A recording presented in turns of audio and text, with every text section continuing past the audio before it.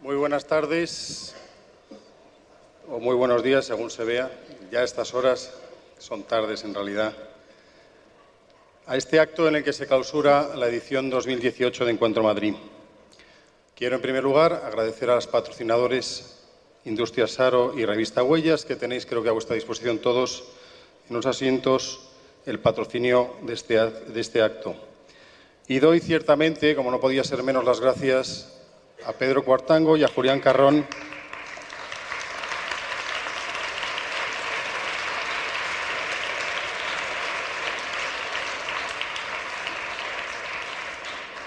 que han querido hacer un hueco en su apretada agenda para estar hoy con nosotros. Este acto tiene una doble finalidad. Por una parte, sirve para retomar el tema central de esta edición de Encuentro Madrid, el tema de la libertad. Por otro lado, vamos a aprovechar para presentar el último libro de Julián Carrón, este que os enseño aquí, para que veáis que es de fácil lectura, ameno, son unas preguntas que recorren buena parte de las preocupaciones de Julián Carrón educativamente desde los últimos años y también su recorrido personal, que acaba de publicar Ediciones Encuentro y que lleva por título ¿Dónde está Dios? La fe cristiana en tiempos de la gran incertidumbre. Contamos, como he dicho, para ello con la presencia de Pedro Cuartango, uno de los periodistas más prestigiosos de este país, a mi modo de ver, y yo creo que no faltó a la verdad, con una larga trayectoria profesional, fundamentalmente vinculada al periódico El Mundo, del que fue director durante un periodo reciente. En la actualidad es columnista de ABC, escribe mucho y muy interesante, porque más allá de su currículum vitae, lo más, yo creo que interesante justamente de la trayectoria de Pedro Cuartango, que es una rara avis en el periodismo español, son sus inquietudes intelectuales y existenciales que aparecen recurrentemente en todo aquello que escribe.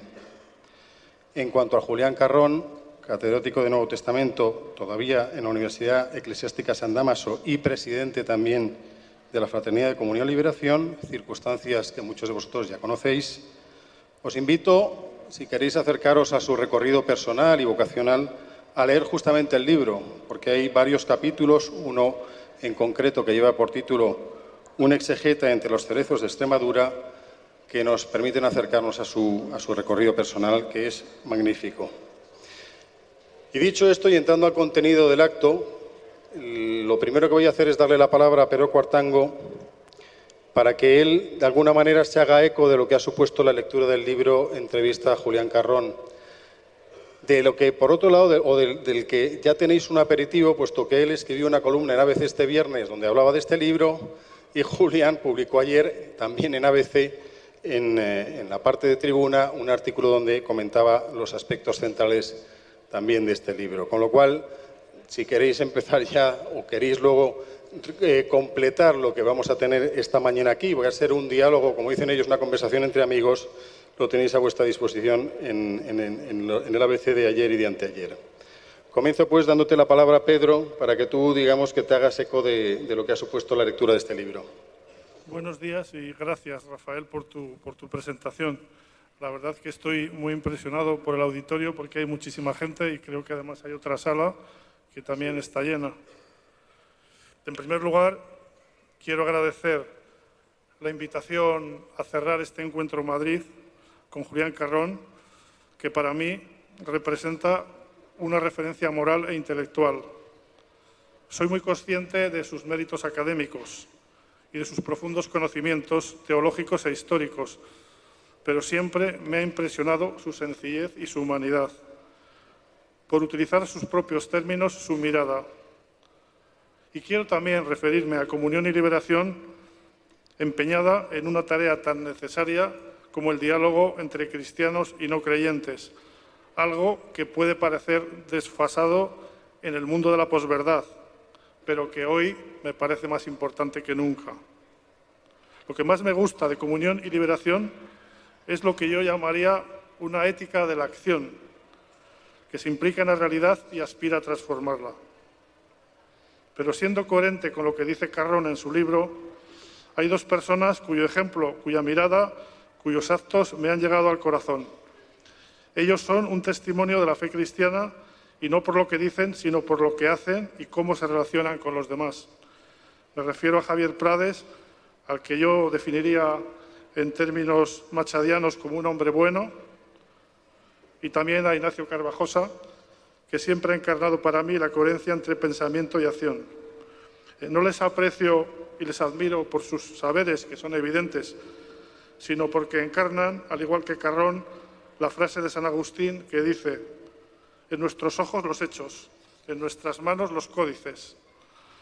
Eso significa, a mi juicio, que en el cristianismo es muy importante la doctrina, pero todavía lo es más el ejemplo, los hechos, que son los que captan nuestra atención. Por eso he querido referirme a las personas en el comienzo de esta reflexión. Sé que ellos se sienten incómodos por estas alusiones personales, pero son pertinentes porque, como subraya Carrón en su libro, es el testimonio lo que sustenta la verdad cristiana. Por eso Dios se hizo hombre. Pero el motivo, yo diría que el pretexto de este diálogo, es el libro de Julián Carrón, editado por Encuentro, titulado de forma muy significativa ¿Dónde está Dios? Y ya me parece muy importante que se trata de un interrogante, de una pregunta, no de una afirmación. Para el que no haya leído este libro, que no es muy largo, son unas 180 páginas, el libro es en realidad una entrevista en 5 capítulos del periodista y vaticanista Andrea Tornielli a la persona aquí presente. Tras la pregunta de dónde está Dios, surgen otras, como si se puede encontrarle en esta sociedad donde todo es volátil, el papel del cristianismo en una sociedad no ya secularizada, sino en una profunda crisis de valores, la actitud del cristiano en un mundo relativista o la importancia del testimonio. Lo cierto es que el libro se puede abrir por cualquier sitio. O sea, yo casi creo que es un breviario, es un libro de fragmentos. Se puede leer un párrafo y luego pensar, porque el libro es realmente una incitación a la reflexión. Como digo, a mí este libro me ha hecho reflexionar y en muchos momentos me ha obligado a mantener un diálogo interior con Carrón. Al leerlo sentía que me estaba hablando, o mejor interpelando, y por ello buscaba argumentos en mi interior para responderle. Ahora hablaremos sobre algunas de las cosas que plantea, pero yo recomiendo que se lea este libro necesario en el sentido en el que Sartre diferenciaba entre lo necesario y lo contingente. Hay una cita al comienzo del texto de Carrón que, a mi modo de ver, puede servir para centrar este diálogo, que no debate, porque aquí no se trata de polemizar, sino de buscar. Y diálogo significa en griego a través de la palabra, diálogos, a través de la palabra. Ya decía Heidegger que la filosofía es una forma de etimología, un intento de restaurar el significado original de las palabras. Esa idea me gusta y entronca mucho con el espíritu de este acto. La cita de Carrón que me ha impresionado son unas palabras de Charles Péguy, como sabéis, muerto trágicamente en los primeros días del comienzo de la Primera Guerra Mundial en septiembre de 1914. Péguy, un hombre que siempre se esforzó en buscar un sentido al cristianismo más allá del peso de la rutina, escribió: para esperar hay que haber recibido una gran gracia. Así es, y Carrón lo reconoce cuando escribe literalmente que es un don gratuito e inmerecido que no depende de nuestra capacidad. Carrón emplea otra palabra griega, la metanoia, que apela a un nuevo estado de conocimiento que se produce cuando el hombre es tocado por la fe, por la presencia de Cristo. Esto me genera una duda, porque si la fe es un don gratuito y en cierta manera arbitrario de Dios, esto lo digo yo, se puede llegar a la conclusión de que Dios juega a los dados al elegir a unos y postergar a otros. Ya sé que Carrón va a entrar en este asunto, que es esencial, pero me parece un misterio esta distribución aleatoria de la fe. Don Giussiani, el fundador de Comunión y Liberación, sostenía que solo hay dos seres absoluta y luminosamente autoevidentes, Dios y yo. Esta afirmación me recuerda mucho a la filosofía de Descartes, un maestro para mí, que sostiene que Dios es una idea innata en el alma humana. Descartes distingue entre el cogito, que es el yo pensante, frente a la extensión, que es externa al sujeto. Dios no me parece evidente, ni su existencia es una idea innata. Por el contrario, sostengo que Dios permanece en silencio en este mundo lleno de adversidad y contratiempos. La realidad primaria, como sostenían los filósofos empiristas, es la percepción del mundo a través de nuestros sentidos.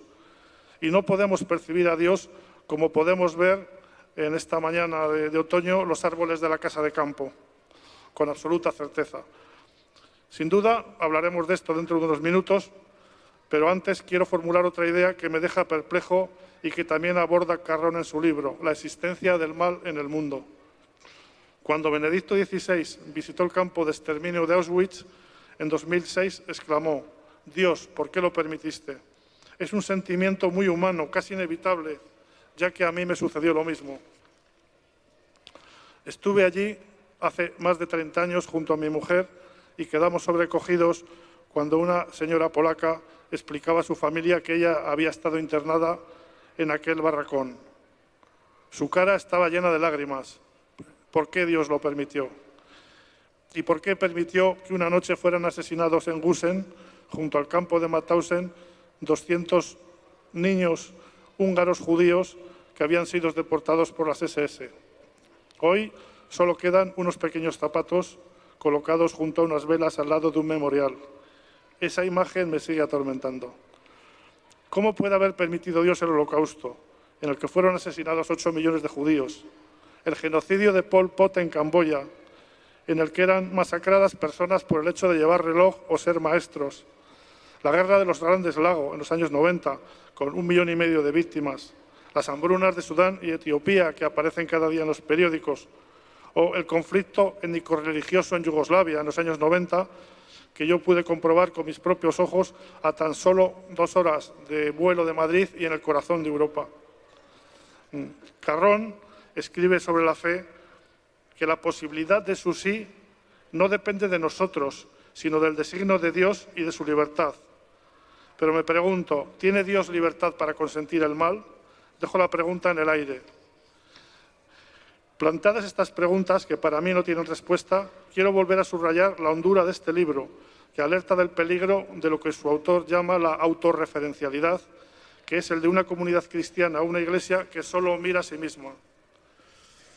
Ya voy acabando, no me quiero extender. Tanto los creyentes como los que no creen, y en medio estamos los que albergamos la duda, compartimos la misma tierra y los mismos sentimientos, porque todos los seres humanos somos radicalmente iguales en nuestra diversidad. Por eso he dicho alguna vez que creo en el hombre y no en la historia, en el sentido marxista o hegeliano, que sitúan al hombre como un producto de las fuerzas materiales o de la razón. No voy a entrar en la polémica sobre la esencia y la existencia, pero tiendo a creer que existimos y luego somos, lo que tiene importantes consecuencias vitales. El ser es contingente y finito, y está siempre amenazado por el no ser. En eso coincido con Sartre o con Heidegger, que hablaba del Dasein, del ser en el mundo, de estar arrojado al mundo. Y este desvalimiento del hombre, esa fractura, nos lleva a la angustia como sentimiento frente a esa amenaza de no ser. La angustia forma parte de la condición humana, como sostenía Kierkegaard, que subrayaba que la única forma de vencerla era la fe en Dios. Para quienes no tenemos esa fuerte convicción, nos queda el coraje de ser. Ese coraje de ser es una voluntad de afrontar la angustia con dignidad, asumiendo que la incertidumbre forma parte de nuestras vidas. El gran teólogo Paul Tillich escribió que la angustia puede venir producida por esa cercanía, suele venir producida en general por esa cercanía permanente de la muerte, del no ser, pero también por la falta de sentido de la existencia. A falta de la fe, yo apelo a ese coraje de ser como un valor que nos permite recorrer el camino. Acabo con una cita de Spinoza, que utilizaba el concepto de animositas en contraposición a la fortitudo, entendida como fortaleza del alma. La cita de Spinoza, el gran filósofo judío, dice así: «Por coraje entiendo el deseo por el cual todo hombre se esfuerza por preservar su propio ser de acuerdo solamente con los dictados de la razón». Me parece una paradoja que el pensador que sostenía que el hombre es una extensión de la sustancia divina realizara este elogio de la razón. Me quedo con la razón como guía de la existencia, aunque sin desdeñar jamás la posibilidad de la fe. Muchas gracias.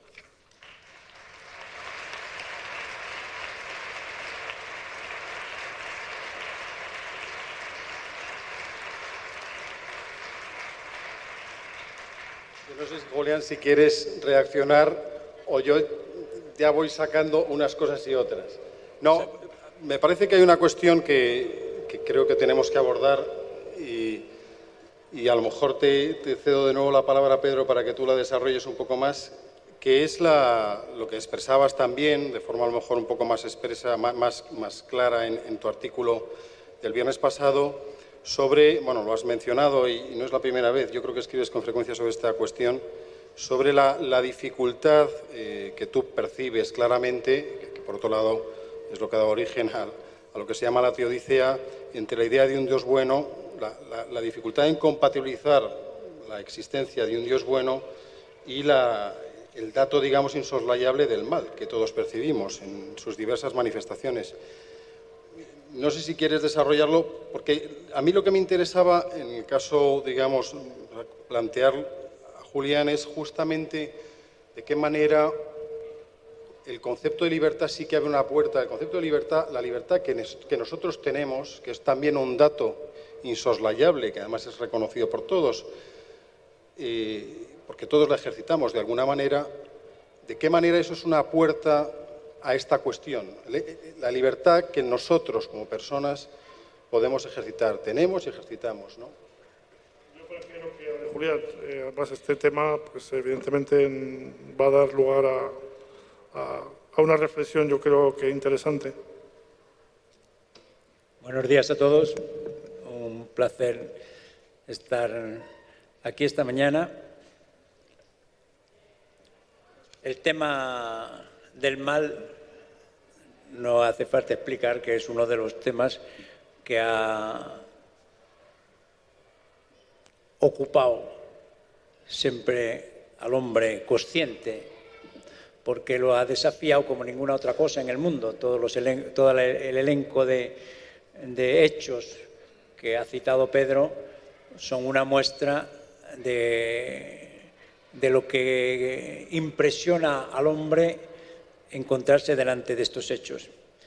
A mí siempre me ha impresionado que a la hora de reflexionar sobre este tema ha habido siempre una modalidad de responder a esto diciendo, pues bueno, existe el mal y existe el bien, es lo que tenemos experiencia del bien y del mal, por tanto, la explicación de esto es decir que en el principio había un principio bueno y un principio malo. Y esto es lo que ha dominado en el mundo antiguo y todavía en ciertas formas de pensamiento. Pero lo que me ha llamado la atención, porque esto parece en cierto modo normal, lógico, se impone de tal forma patente el bien de que significa una persona a la que queremos y la imponencia de ciertos hechos que nos desconciertan a todos por Auschwitz, por poner el extremo contrario, que parece como un desarrollo lógico que uno pueda pensar en estos dos principios.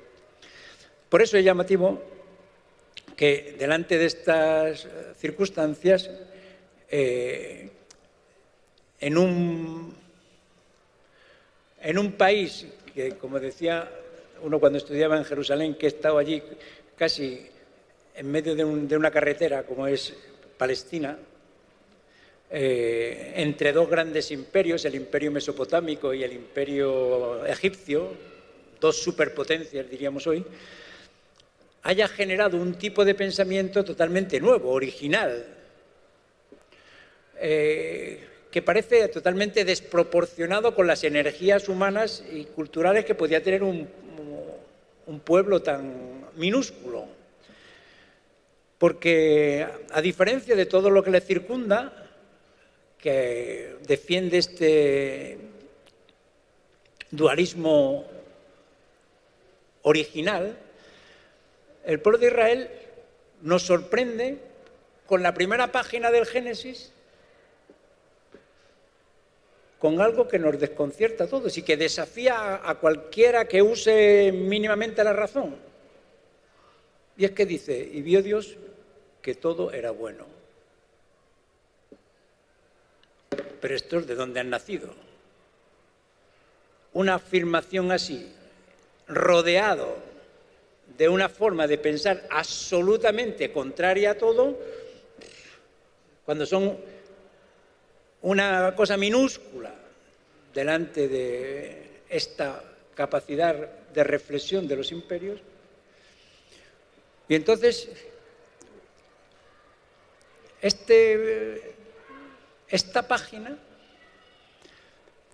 tiene un desafío cultural desde la primera página que ninguno puede ocultar. Por eso decíamos, como decías citando San Agustín,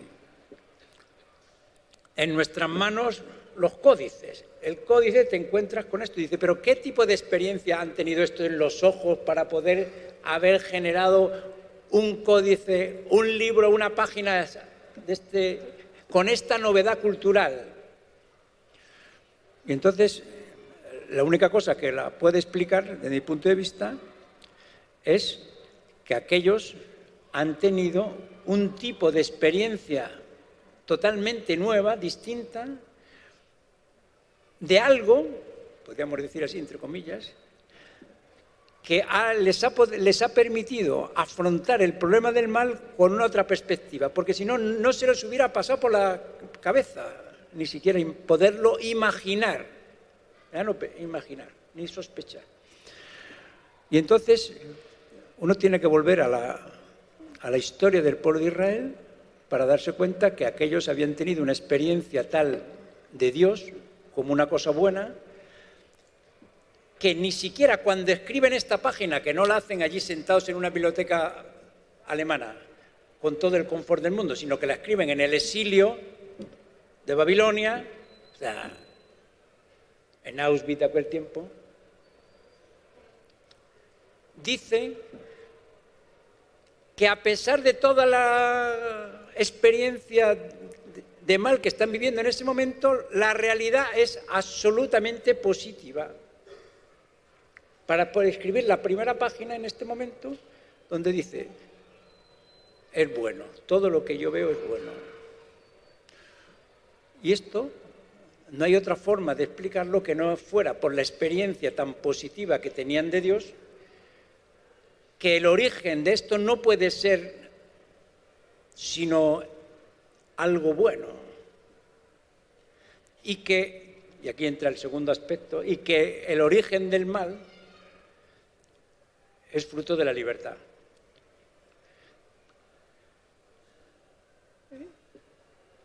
Yo siempre me acuerdo de esto porque uno de los que están aquí presentes, Pedro, cuando hacía su profesor de religión, me sucedió con él esto, que un día llegan y en el momento que tenía de estar con ellos, viene totalmente fuera de sí, diciendo no puede ser que Dios pueda permitir estas cosas, cuando había tenido un amigo suyo un accidente en moto y había tenido una dificultad. Y entonces le puse un ejemplo que desde entonces se ha hecho famoso. ¿Por qué? Porque siempre me llamó la atención que le dije, el problema a nosotros no es que nos pasen unas cosas o nos pasen, sino cómo nosotros llegamos a lo que nos pasa. Digo, si tú esta tarde cuando vas a casa de nuevo te encuentras con un desconocido y te da una torta, ¿tú qué haces? Como era fuerte y robusto, dice, yo le daría 2. Y digo, ¿y si cuando llegas te la da tu madre? Dice, le preguntaría por qué. Me acuerdo, como si fuera hoy, que se quedó totalmente bloqueado delante de la pregunta. ¿Por qué? Porque uno, cuando se encuentra delante del mal, si no ha tenido una experiencia a las espaldas que le permita estar delante de esto sin introducir la sospecha, porque con su madre no puede introducir la sospecha, por años que tiene de convivencia con su madre, entonces lo que hace surgir el problema del mal es algo positivo, que ha entrado en la historia, porque la historia era igual para los mesopotámicos o para los egipcios. Se encontraban delante de todas estas cosas horrorosas constantemente. También ellos fueron al exilio, pero no han podido como cancelar de sus ojos este hecho que han vivido en su experiencia para afrontar su exilio. Como este chico no ha podido, delante de mi pregunta, cancelar años de experiencia con su madre delante de la torta. Y por eso me llama mucho la atención que un autor, Lewis, diga que en realidad el cristianismo no ha resuelto el problema del mal. Ha puesto el problema, ha permitido que aflorase el problema, porque en la antigüedad no existía problema, porque no aceptando que existiera alguien, pues entonces todo lo que sucediera era producto de la naturaleza. Todas las cosas que hay descrito pues son producto de la naturaleza, que las cosas funcionan así, ¿no? Ninguno se ponía el problema. El problema empieza a suceder como problema, ¿no? Tenemos el problema del libro de Job, cuando el hombre tiene un interlocutor y el chico tiene un interlocutor como su madre. Y por eso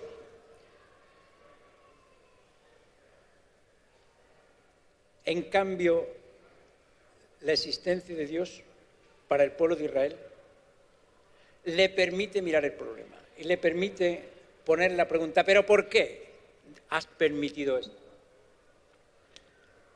Que la mayoría de los pueblos no se lo han puesto, pues porque faltaba el interlocutor. O sea, has suscitado un yo que pone una pregunta y que no simplemente pone una pregunta, sino que Dios está contento de haber un interlocutor a la altura del drama, porque la toma en serio la pregunta y le dices, siéntate ahí, como podrá explicar el profesor Carvajosa mucho mejor que yo, siéntate ahí que ahora te voy a interrogar yo, ¿no? Poniéndole a Job contra las cuerdas. Pero dejamos esto aparte porque me interesa sobre todo la cuestión que ha abierto Rafa de la libertad. Porque hace años pasó otra cosa como este incidente que digo de mi alumno con un taxista en Milán. De las pocas veces que cojo un taxi en Milán, me encuentro con un teólogo taxista. Estaba leyendo un libro y entonces me dice, después de decirme lo que le había llamado la atención, empieza a despotricar contra Dios que permite todas estas cosas, ¿no? Y entonces yo le dejo que infle el perro lo suficiente, ¿no? Y yo echaba la leña al fuego para que se enfervorizara. Y en cierto momento le pregunto, ¿pero le puedo hacer una pregunta? Digo, sí. Digo, pero ¿a usted le gustaría que para que no existiera el mal, para que su mujer no hiciera el mal, le gustaría que le amase mecánicamente? Porque así no corría el riesgo de que le fuera infiel. No correría el riesgo de que hiciera cosas que le desagradasen.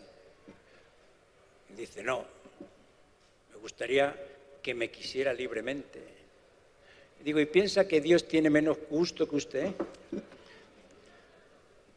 También Dios habría podido crear otros astros que respondieran mecánicamente, otros pájaros que cantaran según el ritmo del tiempo y de las estaciones. Pero Dios ha querido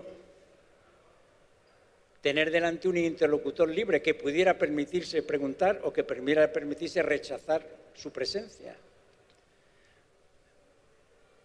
Yo digo que tantas veces en el problema del mal lo que nos escandaliza no es tanto el mal, sino que Dios no intervenga como un Deus ex machina para evitar que el hombre haga el mal. Y esto es lo que nos escandaliza, no tanto el mal, cuanto que Dios haya creado un hombre que pudiera hacer mal, que pudiera hacer algo que generara mal en sí mismo y en los otros. Pero esto pone la pregunta, pero ¿qué plenitud tiene que vivir Dios dentro de sí mismo para crear un ser libre?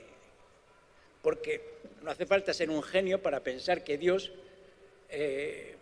si creaba un ser libre, algún lío podría crear. O sea, es que si uno tiene un hijo que será libre, no puede imaginar que no pueda crear algún lío. O sea,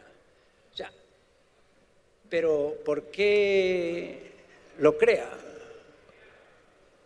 ¿Por qué preferimos nosotros ser amados libremente que no ser amados mecánicamente? Pues porque no tiene comparación. Dios ha querido hacer partícipe al hombre de su plenitud, pero no quiere metérsela con el calzador. Yo me pregunto muchas veces más, ¿por qué si nos quería tan bien, por qué no nos ha creado ya directamente en la vida eterna, Pedro? Sería todo más fácil. Simplemente bastaría quitar una pieza casi minúscula, la libertad. Si quita la libertad al hombre, podría haber quedado ya todo ya en la gloria. Un precio demasiado grande para la dignidad del hombre. Y por eso Dios no lo ha hecho.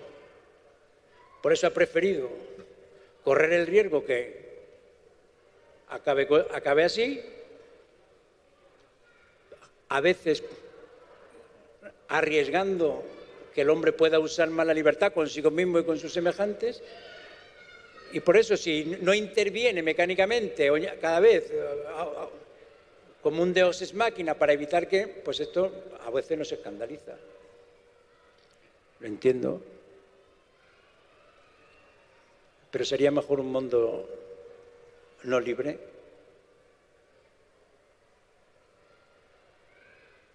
Bueno, he dejado en el aire unas reflexiones muy interesantes y que me suscitan muchas ideas. Yo estoy de acuerdo en dos cosas que has dicho que son importantes. Que el mal no tiene una existencia ontológica, es decir, el mal no es un absoluto, es decir, el mal es una creación humana. Y otra idea que es importante, que es que el hombre está condenado a la libertad. O sea, somos libres y esa libertad no es un privilegio sino una condena, que es la idea de Sartre. Yo creo que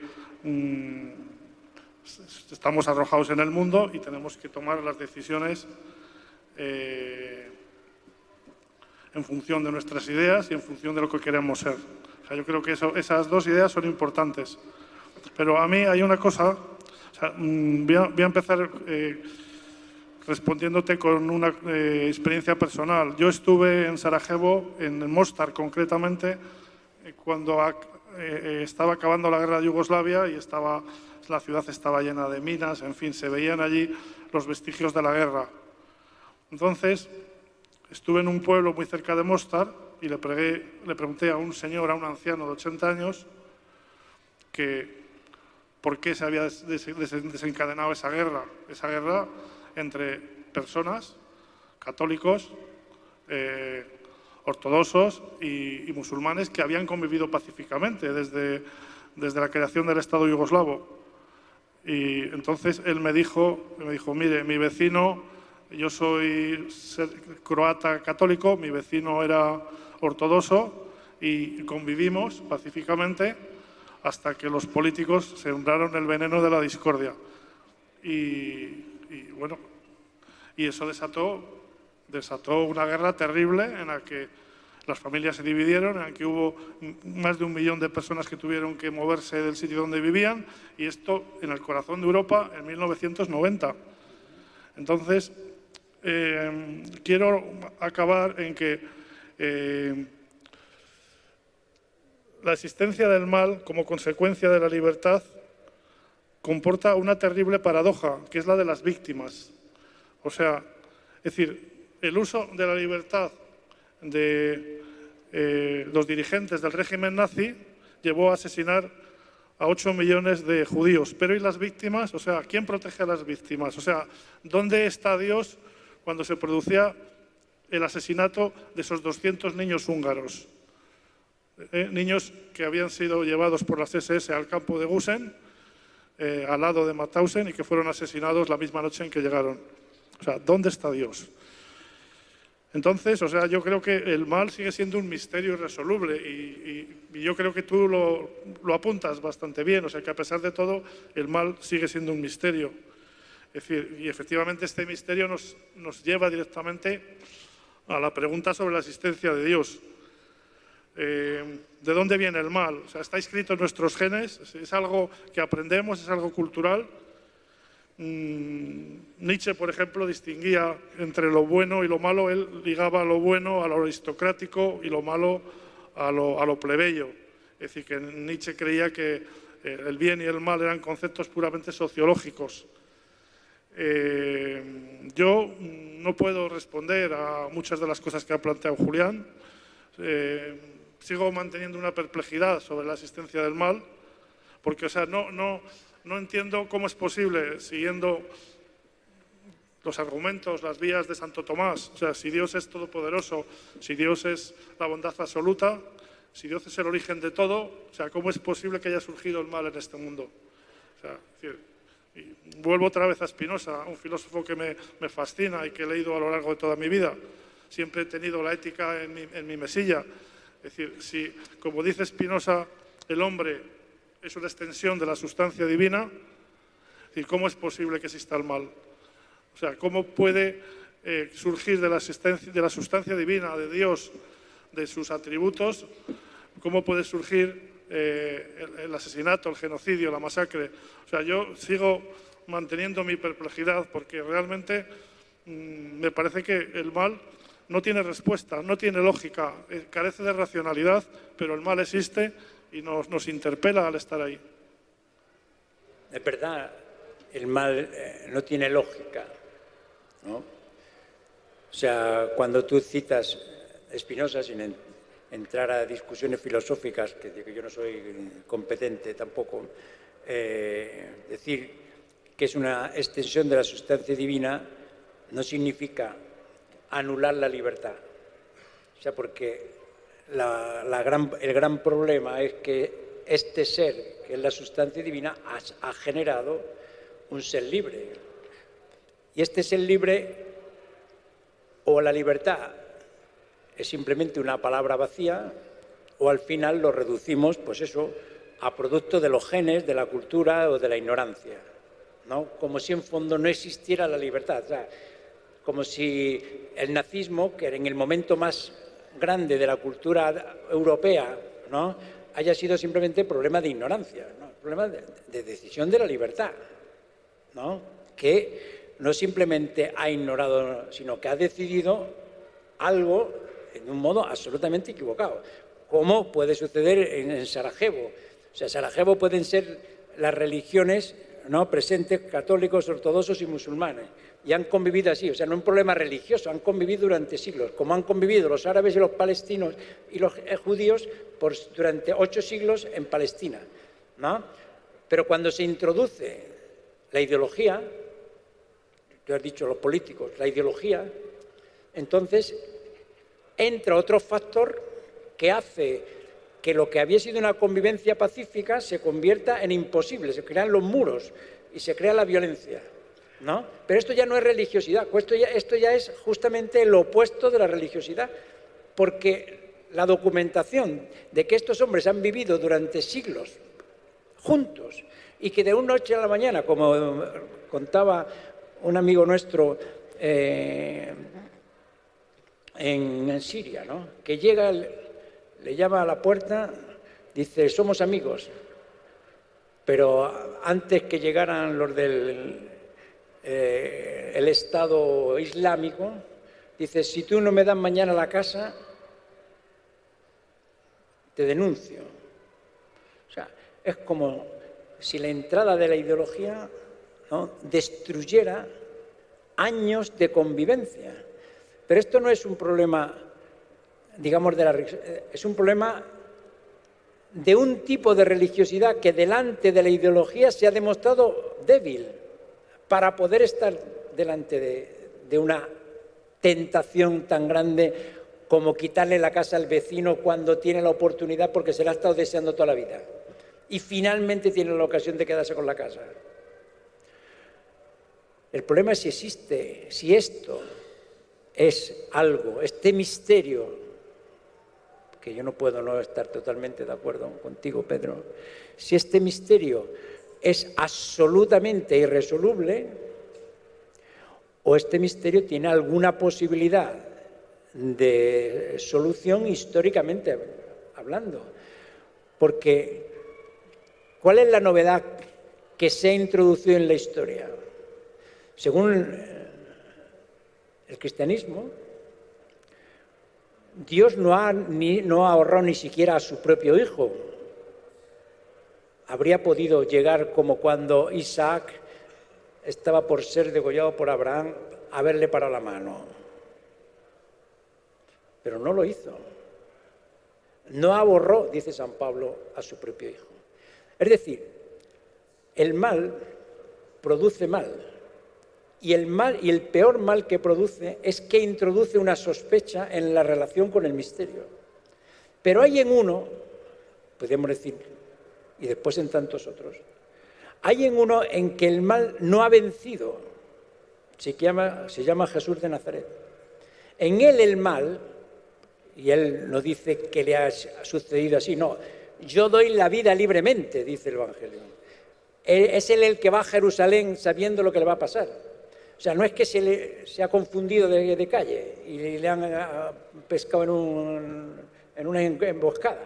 No, él ha ido sabiendo conscientemente que podría acabar así. Pero él, me llama la atención el diálogo del Huerto de los Olivos, porque allí se ve todo el drama que tiene Jesús y lo vive en su esencialidad. Sabe que no es su padre el problema. Pero allí no aparecen ni Pilato, ni Herodes, ni el Sinedrín, ni el Imperio Romano, ni los sumos sacerdotes. El diálogo es con el misterio, el diálogo es con su padre. Pase de mí este cáliz, pero no se haga tu voluntad sino la mía. Es decir, Jesús no es que quiere entregarse a la muerte como hacen algunos sacrificando su vida al terror. No, él no la busca, pero tampoco se retira, sin que esto le haga introducir la sospecha en la relación con su padre. Tanto es así que él muere diciendo: en tus manos encomiendo mi espíritu, de una parte, y de la otra parte diciendo: perdónalos porque no saben lo que hacen. Es decir, que en el momento culmen del desgarro de la relación, porque podía haber hecho esto, haberse revelado diciendo: ¿cómo es posible que tú permitas esto? En ese momento él se abandona al designio de otro. ¿Por qué? Porque sabe, y esto es lo que hace que en el fondo el dolor pueda aparecer un sentido, pueda tener un sentido. Después hablamos de la frase de Peggy que citabas, y es que él sabe que aunque el misterio permita esto o permita Sarajevo, es porque existe una posibilidad de una permanencia para siempre, de la introducción de una vida que no acaba. Yo que entiendo que si uno no tiene la perspectiva del eterno, es absolutamente imposible de ser digerido o de haber un sentido. Pero si esto abre a otra cosa, como en el caso de Jesús, no es que Jesús está haciendo una pantomima, está sufriendo realmente. La cruz es cruz, los clavos son clavos, los azotes son azotes, pero no consigue romper el vínculo que a él le liga con su padre. Y esto es lo que vence, en definitiva, el mal. Porque el mal en ese caso no vence. El mal en ese caso es derrotado por el legame, por el vínculo que establece con el Padre. Y esto es lo que vence, vence hasta la muerte.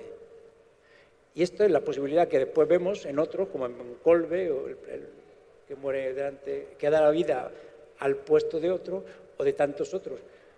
No porque no tenga toda la misteriosidad dentro, que tú decías, sino porque qué experiencia ha tenido Jesús para poder hacer esto, qué experiencia ha tenido Padre Kolbe, qué experiencia han tenido tantos otros para poder abrirse a un misterio que permanece misterio, pero que tiene un sentido. No, solamente muy breve, porque para que introduzcas otros temas. La pregunta es, ¿el Padre Kolbe hubiera dado la vida por otra persona no siendo creyente? Yo creo que sí. O sea, yo creo que el Padre Kolbe es un hombre como Jesucristo es un hombre. O sea, Jesucristo representa la plenitud del hombre. O sea, voy a decir algo y entenderlo bien porque puede parecer escandaloso. Yo creo que no necesitamos a Dios para entender a Jesucristo. O sea, Jesucristo es un hombre que da su vida por los demás. Y la radicalidad del mensaje cristiano es la libertad y la dignidad humana y también la igualdad. O sea, a mí me parece que el cristianismo es absolutamente revolucionario en la historia porque por primera vez es una doctrina o es una religión, un conjunto de creencias que afirman la radical igualdad de los seres humanos. Y eso sí que es una revolución en la historia. Por lo tanto, a mí la figura de Cristo me parece ejemplar en todos los aspectos. Pero no veo a Cristo como la encarnación de la eternidad. O sea, no veo ese vínculo con Dios, ese vínculo trascendente. O sea, yo creo que la figura de Cristo se podría explicar en sí mismo. Yo sé que esto puede parecer una provocación, pero es lo que yo pienso sinceramente. Es una provocación absolutamente real. O sea, que uno delante de un hecho tan absolutamente único como Jesús, ¿no?, que introduce la igualdad, que introduce el concepto de la experiencia de persona, que introduce la dignidad del otro. Todo esto uno puede pensarlo como teniendo como origen una persona excepcional. Puede ser, es una opción. Nosotros pensamos, como cristianos, que esta originalidad última tiene un origen que es divino y que esta excepcionalidad es el signo de esto, porque solo el divino tiene la capacidad de salvar todos los factores del humano con esta grandeza, porque cuando vemos que decae el hombre de su posición original, de esta humanidad que tú ves en Jesús, pues no somos capaces. Por eso tantas veces el mal nos inunda en todos modos, personal o socialmente, porque nosotros no somos capaces de vivir a la altura de esta humanidad. O Jesús simplemente es un héroe, ¿no?, que le podemos inflar todo lo que queramos, porque es la única forma de explicar su excepcionalidad, o esta excepcionalidad es signo de algo más grande, y esta es la decisión de la libertad, ¿no? Si cuando un niño ve a su madre hacer toda una serie de gestos que hace con él, pues puede decir, pues qué buena es mi madre, o puede decir, mi madre me quiere. Son dos opciones. ¿Cuál es más adecuada para explicar todos los signos? Esta es la decisión de la libertad.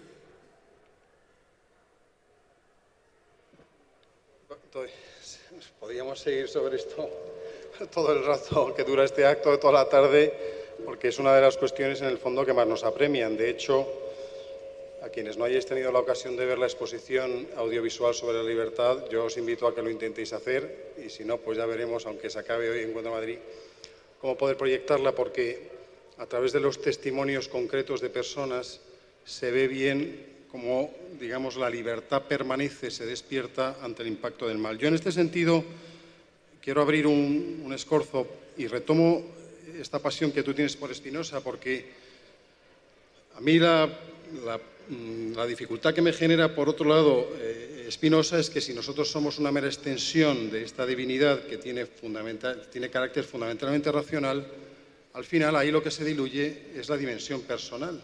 Y por lo tanto, está por ver si realmente hay libertad, si no hay una autonomía real. Pero la experiencia concreta nuestra es que nosotros somos personas, con nuestra autonomía y con nuestra libertad. Y ponemos entrar en juego con todo aquello que sucede, pelearnos, gritar, adherirnos. En este sentido, me parece interesante otra cuestión que tú planteas, que la has indicado, la has mencionado cuando presentabas, cuando hacías tu primera intervención, y aparece en tu artículo, que es también la dificultad en la dimensión de la gracia, ¿no? ¿Por qué unos sí y otros no? Porque en el fondo la gracia también se encuentra con esta aparente contingencia. O sea, ¿por qué el Señor permite que unos tengan fe y otros no?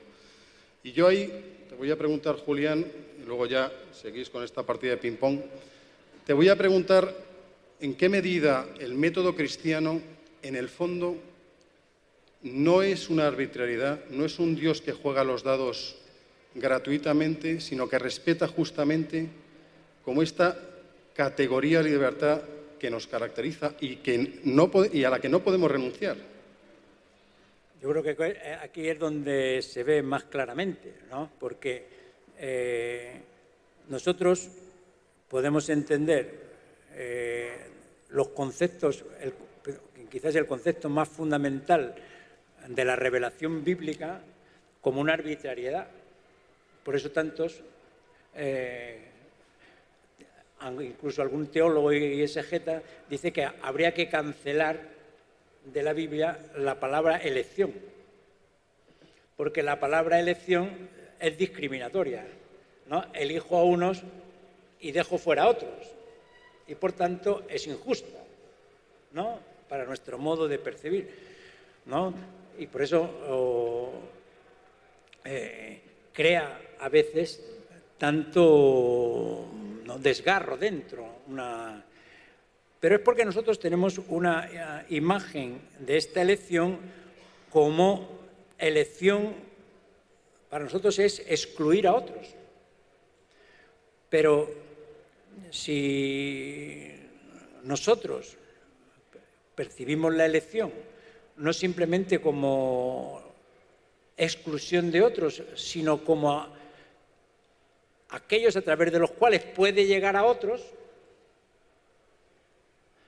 aquella preferencia de Dios, respetando los tiempos y los modos y la libertad de las personas, este modo, en cambio, es el único en grado de respetar la dignidad de cada persona y de respetar la libertad. O sea, que Dios, cuando llama a Abraham y después a través de él a otros, ¿no?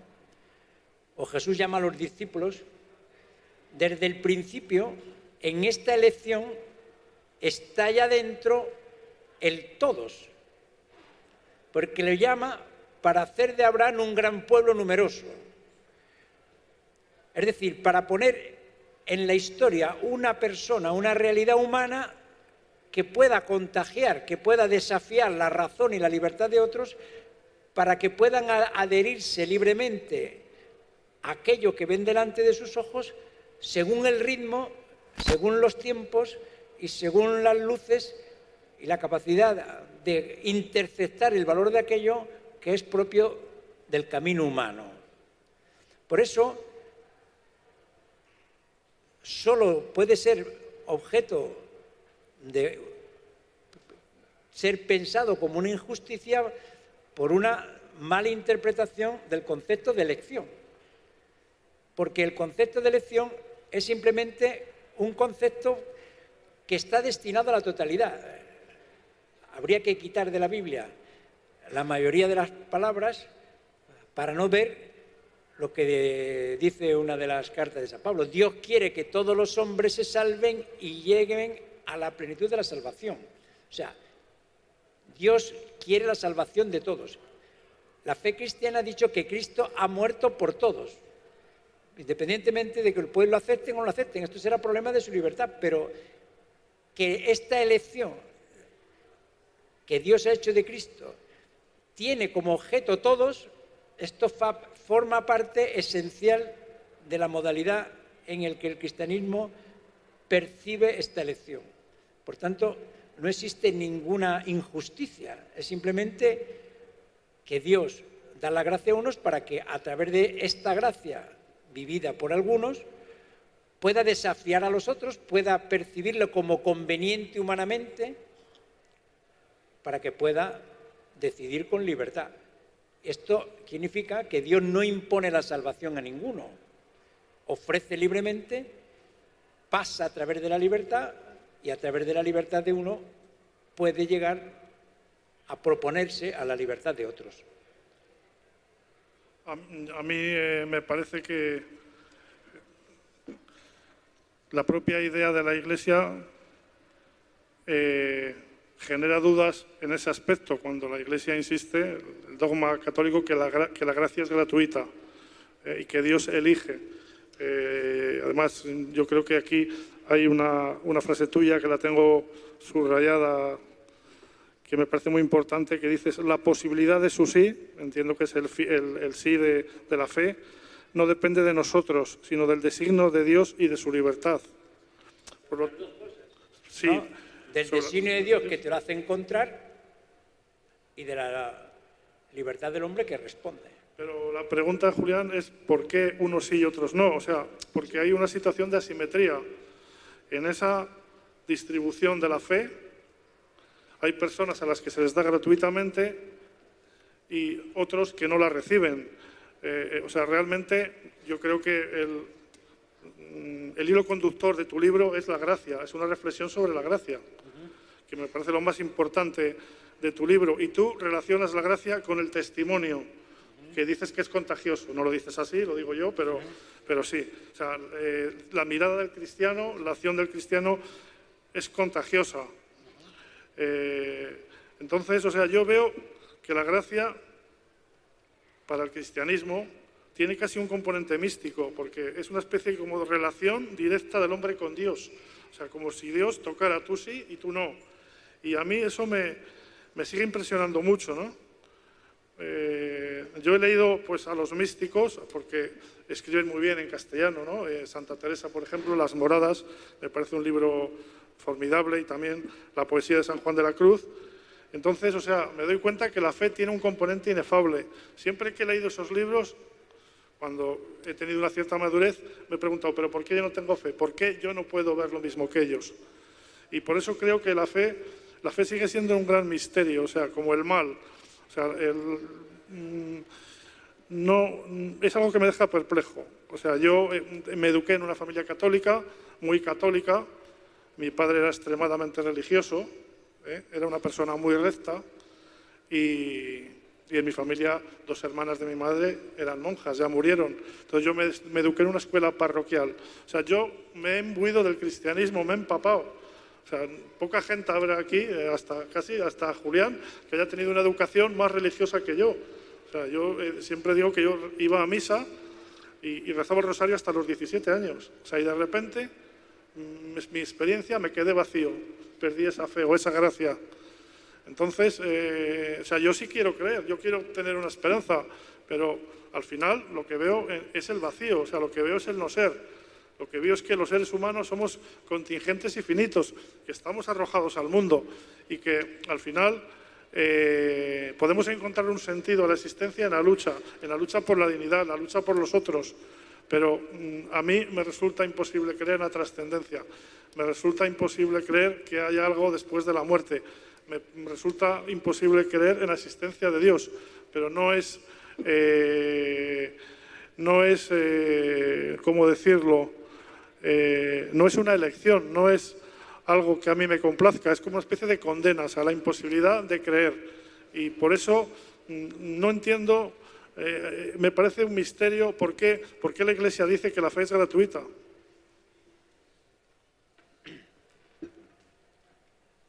Yo delante de de tu experiencia, no tengo otra cosa, Pedro, que quitarme los zapatos. O sea, no tengo otra cosa que como plegarme delante como del drama de la persona que desiderando creer no puede creer.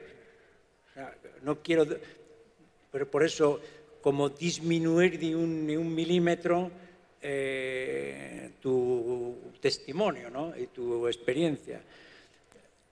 Por eso yo, pensando, porque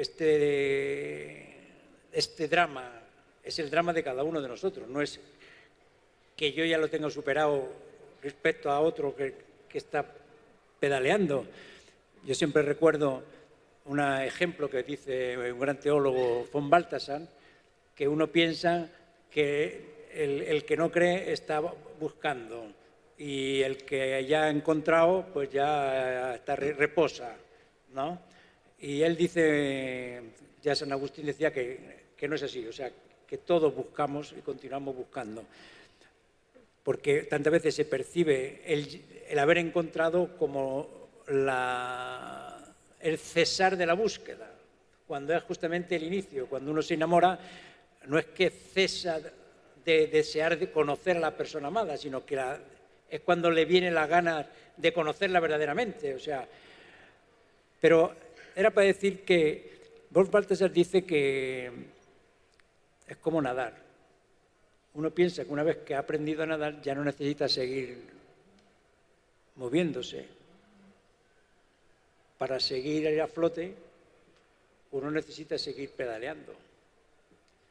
Y esto es la experiencia que hacemos todos, ¿no? Porque el misterio no se ha acabado con el hecho, por ejemplo, cuando tú has encontrado a tu mujer, sino que ha crecido porque te encontrabas delante una alteridad totalmente distinta, ¿no?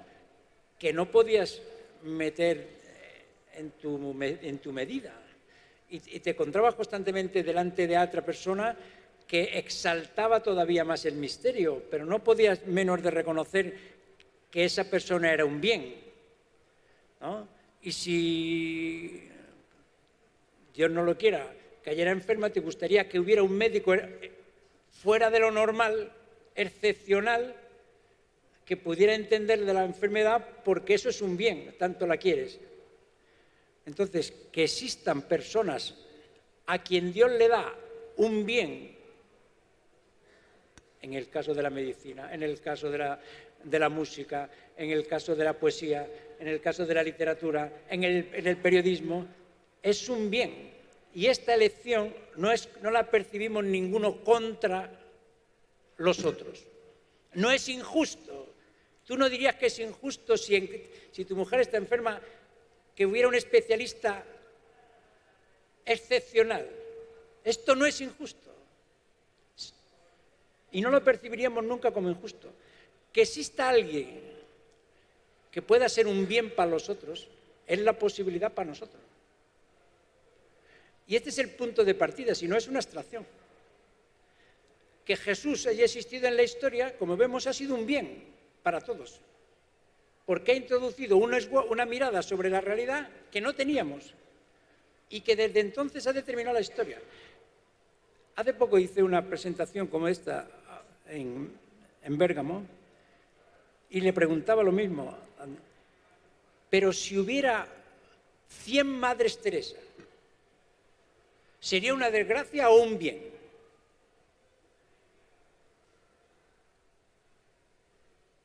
Pienso que todos reconoceríamos que es mejor que existan 100 Madres Teresa que no una. Y que si se contagiara, pues sería mejor para todo el mundo, porque habría más personas a las que el mal les llega, a las que podía atender, a las que podía... Entonces, ¿por qué Dios le ha dado la gracia a Madre Teresa? La ha dado para todos nosotros, la ha dado para que nosotros podamos tener delante personas que objetivamente son un bien y que nosotros las percibimos de tal forma como un bien que estamos contentos de que existan. Aunque nosotros no demos un palo al agua, aunque no seamos capaces de decir una cosa derechas. En este sentido, me parece que si nosotros entendemos bien el concepto de elección, podemos entenderlo no contra nosotros, sino para nosotros. Y cuando yo me hago estas reflexiones es para entender esto que es misterioso. Y por eso yo digo, si yo no puedo decir estas cosas con un ejemplo que lo podamos entender todo, y yo mismo, pues yo no sería capaz de hablar de estas cosas, porque quedaría como encerrado en una dialéctica que no podía. Digo, pero yo me tengo que poner un ejemplo donde yo, el bien que significa otro para mí, no lo perciba yo como injusto. Y entonces, este es el método que percibimos nosotros y es el método que Dios usa para llegar a nosotros. Pero ¿cómo le puedo decir a uno mejor, invitarle mejor a participar de este bien que no poniéndoselo delante para que se dé cuenta qué gran servicio hace a todos? ¿Qué bien significa para todos? Y este es el método que Dios ha usado y que continúa usando para nosotros, no contra nosotros, para nosotros. Y por eso, según dice, ¿y por qué a este y no al otro? Pues eso es misterio, yo no lo sé por qué. Pero lo que está claro es que, aunque yo no sé por qué ha cogido Madre Teresa y al Padre Kolbe, lo que sé es que el mundo es un poco mejor porque hay alguna Madre Teresa. Esto sí lo que sé, esto sí lo sé, y todos lo sabemos. Y por tanto, es misterioso, pero el misterio es que exista, pues, porque todos los demás somos mediocres respecto a ellos. Y por eso no somos capaces de generarnos a nosotros mismos esta excepcionalidad. Cada uno puede preguntarse cómo la explica, porque la Madre Teresa está delante de nuestras narices, o otras personas así. ¿Es solo su heroísmo gigantesco o es algo que tiene un origen distinto? Porque es aquí donde, o sea, todos los demás, que somos más mediocres, solo somos inmorales, o es que podemos participar de modos distintos en ese don que Dios puede distribuir para el bien de los otros. A mí también me gustaría ser como Madre Teresa, ¿no? Quería plantear una cuestión, o sea, Pascal, Blaise Pascal,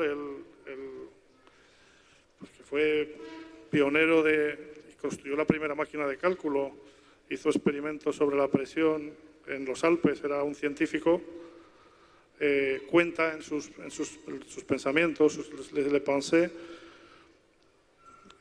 sus dudas sobre la fe, y él cuenta que una noche, conoces esa parte, cuando estuvo creo en Abadía de Port-Royal, durante 5 minutos sintió la presencia de Dios, dice. O sea, sentí la presencia de Dios como algo directo y cercano, pero fue durante 5 minutos o durante 10 minutos. O sea, la pregunta es, Pascal habla de la fe como apuesta. Él dice, apostamos por la existencia de Dios porque si Dios existe, la ganancia es infinita, y si Dios no existe, no perdemos nada, lo cual tiene una lógica aplastante. Entonces, perdón por el exordio, yo te quería preguntar, ¿no hay algo en la fe que es una apuesta? Es obvio que algo en la fe es una apuesta. Si tú quieres a tu mujer y te encuentras con ella como un bien, es una apuesta, pero no es solo una apuesta. No es solo un salto en el vacío. Es que tú ves en ella un bien tan grande para ti que tú estás dispuesto a hacer la apuesta, porque si no pierdes la mejor partida de la vida. ¿En qué sentido es una apuesta? Es una apuesta pues porque pones en juego tu libertad, pero no es una apuesta absolutamente irracional como tirarla a la ruleta rusa. Tengo delante un atractivo tan absolutamente fascinante, esta es la racionalidad de la fe. Y por tanto puede suceder a tu hijo de vecino si se encuentra con alguien así. No es que haya que ser absolutamente excepcional, es que se tiene que encontrar uno con algo, por eso sin haber sucedido algo así no hay esperanza. Por eso dice Peggy, tiene razón. No se puede esperar. ¿no? Solo a quien le ha sucedido una cosa tan grande puede esperar. Solo a quien le ha sucedido algo tan grande como encontrar una presencia significativa en la vida puede esperar. La fe cristiana tiene mucho más que ver con esta relación que nosotros tenemos entre nosotros, donde vemos que el otro es un bien para nosotros, que no con una abstracción, ¿no?, irracional, como una apuesta absolutamente ilógica, simplemente sin ninguna base. Los primeros que encontraron a Jesús le encontraron y se quedaron sorprendidos de lo que habían percibido en aquella humanidad. Y los publicanos que iban a buscarle, ¿por qué? Pues porque en una sociedad en que todos les ponían a caer de un burro, ¿no?, por los errores que cometían, había una presencia con la que se sentían abrazados. ¿Y qué haría un padre si encontrara que su hijo hace lo de su capa un sayo, si encontrara una presencia que donde pueda sentirse acogido? ¿Y qué le gustaría encontrar una persona que está perdido en el mundo y encuentra a alguien, una presencia donde verdaderamente le permite ser él mismo? Este es el origen de mi fe. La fe, como citabas antes, no parte de Dios. Citando a Newman, Dios y yo, parte del yo. Y el yo es tan absolutamente único que como no puede surgir simplemente como un epifenómeno de la materia, tendremos que dar la respuesta a esto. Me llama la atención que cuando presentamos el otro libro, el científico Cadenas dice: la única cosa que no puedo entender, que no puedo meter dentro del concepto científico de razón, es la existencia de mis hijos. No perdí un minuto a hablarme de la evolución. Él sabe la evolución mucho mejor que yo. Pero se da cuenta que la existencia absolutamente irreducible de su hijo no la puede explicar con la evolución. O sea, la existencia del yo en su absoluta irreducibilidad implica, dice Newman, la existencia de otro. Llamámoslo como queramos. Entonces, cuando los discípulos se encuentran con Jesús, y el ejemplo que siempre me viene a la cabeza es cuando ven que han estado bregando toda la noche sin pescar un pez. Llega Jesús y les dice: echad las redes, y apuesta, la apuesta de Pascal. Mira, nosotros somos los expertos, hemos estado pescando toda la noche, aquí no hemos pescado nada. Pero como ya están acostumbrados a sus sorpresas con aquel hombre, dice: pero en tu nombre echaré las redes. Y sucede la pesca. Y entonces Pedro, viendo,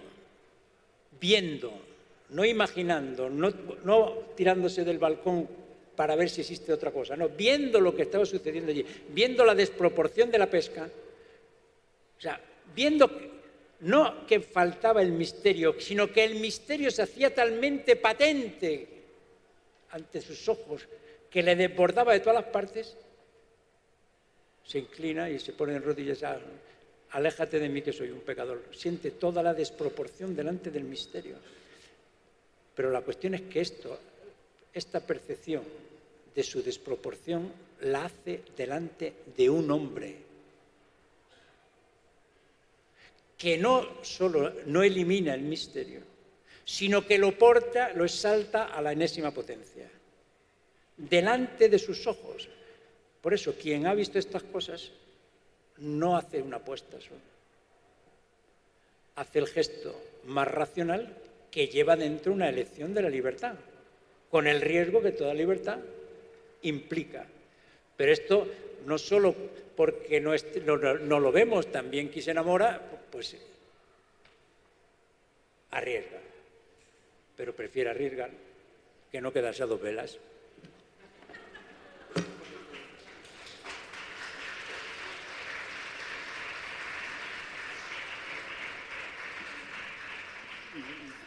Tenemos que ir terminando. Me permito una pregunta a cada uno de vosotros breve,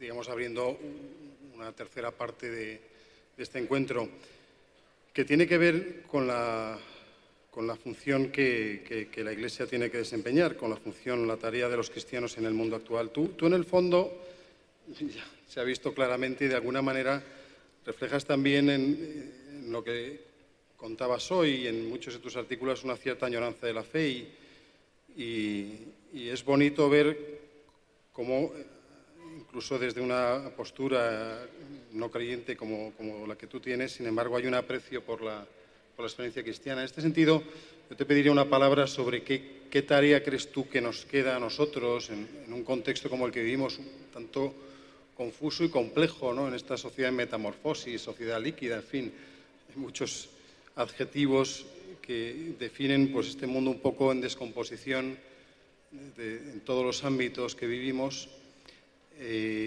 Tú, de todos modos, ¿qué percibes? ¿Cuál percibes que es la tarea que tiene que desempeñar la Iglesia? Yo creo que la Iglesia debe dar testimonio de la fe. O sea, yo creo que la Iglesia no es un poder terrenal, sino es un poder espiritual. Y desgraciadamente, en ese sentido, la Iglesia no ha tenido una trayectoria ejemplar. En muchas ocasiones de la historia se ha liado con el poder y en muchas ocasiones de la historia ha querido imponer la verdad como algo forzado. Y como Julián destaca muy bien en su libro, que a mí me gusta mucho, él insiste en que la fe es un acto de libertad. Y creo que en todas sus palabras, todas sus intervenciones, ha estado latente esa idea. Por tanto, yo creo que la Iglesia tiene que centrarse en una vuelta a los orígenes, en predicar la fe, la palabra de Dios. Y en este aspecto sí quiero resaltar mi admiración compartida con Julián por la figura del nuevo Papa Francisco, que me parece una figura ejemplar, me parece que ha aportado una mirada nueva a la Iglesia y, insisto, yo creo que la Iglesia es la palabra de Dios, la Iglesia tiene que predicar con el ejemplo y la Iglesia tiene que ser la encarnación de Dios sobre la tierra. Y a ti, Julián, simplemente te hago una pregunta también breve, porque si hay una cosa que llama la atención, se pone de manifiesto en este libro, pero en tantas de tus intervenciones, es que aun siendo muy claro en el diagnóstico de este mundo en el que vivimos, sin embargo no aparece el temor, ni como la tentación de decir, bueno, metámonos en nuestros reductos, sobrevivamos y dentro de 2 siglos saquemos la cabeza a ver qué sucede. ¿Qué tipo, digamos, de experiencia cristiana permite justamente hacer un juicio no timorato ante el contexto en el que vivimos? Pues justamente lo que acaba de decir Pedro, con el que me encuentro totalmente de acuerdo. O sea, que es un ejemplo, ¿no? Cuando hablamos de la experiencia, Pedro no puede menos de reconocer que el Papa Francisco es un bien. Pues esto es lo que permite que nosotros podamos ver que existe una modalidad de vivir la fe que no nace del temor, que no se recluye en los cuarteles de invierno, y que esto lo podemos constatar en que tenemos miedo porque a veces también nosotros, como decía antes él, podemos estar ligados nuestra fe a ciertos esquemas o a ciertas estrategias que a veces no tienen nada que ver con la fe. Que Dios, en este momento particular de la historia, nos haya dado una persona como el Papa Francisco, dice ahora, en el presente, pues el resumen de todo nuestro diálogo, que esta elección que Dios ha hecho de un hombre, la percibimos, o tantas personas de nuestro mundo la perciben, independientemente de que crean o no crean, como un bien. Y por tanto, esto describe mejor que ninguna otra imagen y ninguna otra explicación la tarea que la Iglesia tiene. Si el cristiano y los cristianos podemos poner presencias en la historia que los demás, no nosotros autorreferencialmente, nos tenemos que tragar la píldora y tenemos que autoconvencernos, sino que los demás lo perciben como un bien, pues entonces pues los demás podrán percibir que la fe es una contribución a responder a los desafíos que la sociedad de hoy tiene delante. Y esto es lo que espero que nosotros, los cristianos que estamos aquí, podamos contribuir. Muchas gracias. Muchas gracias.